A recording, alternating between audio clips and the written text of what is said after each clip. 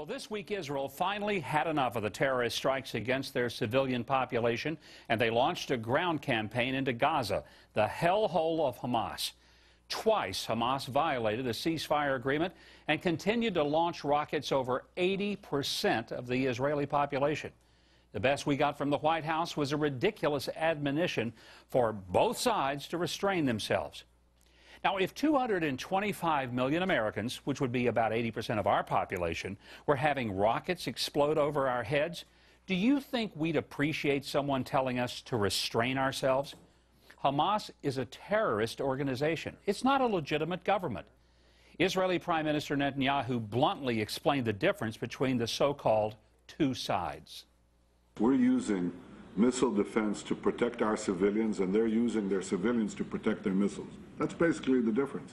They're embedding these rockets that they're firing wholesale into our cities, terrorist rocketing, trying to kill as many as they can. Well, it's indeed a tragedy that several hundred residents of Gaza have been killed. It's an even greater tragedy that the savages who operate Hamas use innocent people as human shields to protect their weapons. None of those Palestinians would have died if Hamas didn't insist on acting like vicious, mad dogs intent on making mayhem. And please, don't buy the lie that if Israel would just give up some more land, it'd be okay. Israel lives on 1/6 of 1% of the amount of land possessed by Arabs and Muslims. There are 300 million Middle Eastern Muslims and Arabs to only 5.5 million Israeli Jews. The idiotic proposal to give away more Israeli land is to assume that if you let the mad dog a little closer to your face, the less likely he is to bite. Well, Israel has a legitimate right to the land and a legitimate right to defend itself. It's the only Middle Eastern country that gives women full rights.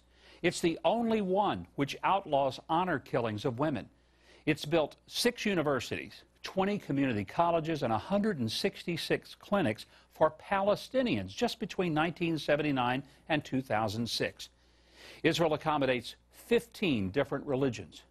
Let me ask this: how many Christians, Hindus, or Buddhists are free to worship in Pakistan, Iran, or Iraq, Saudi Arabia, or Gaza?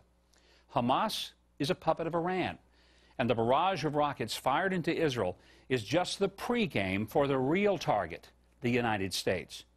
If we pussyfoot around now and have nothing better to offer than telling everybody to just get along, we will rue the day when the Iranian terrorists turn loose in the United States, and we'll wonder why we never bothered to control our borders or our brains. A president showing leadership would announce that since Hamas is firing rockets at Tel Aviv, we'll just move our embassy to Jerusalem, the capital of Israel, where it'll be safer. We'd urge an escalation of building Jewish neighborhoods in Judea and Samaria so that those families living amidst their Arab neighbors would live in a neighborhood less likely to be targeted. And we'd announce that there wouldn't be another dime of U.S. taxpayer money going to the Palestinian Authority until they publicly renounce and separate from Hamas and until they recognized Israel's right to a safe and secure homeland.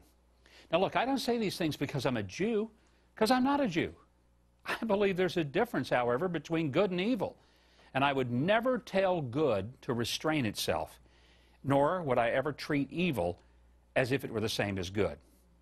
I've spoken to friends in Israel every day over the past 12 days of the attacks. I admire their patience and their hesitation to escalate their defense of their children that could, in fact, result in the death of someone else's. But enough is enough, and America shouldn't keep the world guessing as to who it will stand with: the terrorist organization Hamas or an elected democracy, Israel.